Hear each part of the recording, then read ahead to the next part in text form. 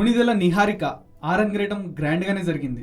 Cinema కంటే ముందు బుల్లితెరపై host గా అదరగొట్టిన ఈమె ఆ తర్వాత వెబ్ సిరీస్ తో కూడా అలరించింది. ఆ తర్వాత ఒక మనసు అంటూ థీమ్ బేస్డ్ మూవీతో తెలుగు సినీ ప్రేక్షకుల ముందుకొచ్చింది. కానీ ఆ సినిమా జనాలను రంజింపచేయలేకపోయింది. దీంతో ఆమె సెకండ్ ప్రాజెక్ట్ విషయం డైలమాలో పడిపోయింది. నెలలు గడిచిపోతున్నాయి. నిహారిక ఓకే చెప్పిందంటూ పలు ప్రాజెక్టుల విషయంలో ఆమె పేరు వినిపించింది. కానీ ఏది పట్టాలకెక్కలేదు.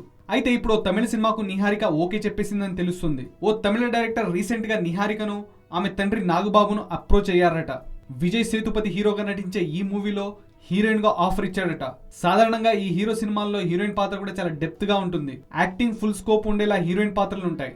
అందుకే వెంటనే ఈ ప్రాజెక్ట్ ఓకే చెప్పేసిందట నిహారిక. ఇక మెగా డాటర్ కోలీవుడ్ లాంచింగ్ పై అఫీషియల్ అనౌన్స్మెంట్ ఒకటే పెండింగ్.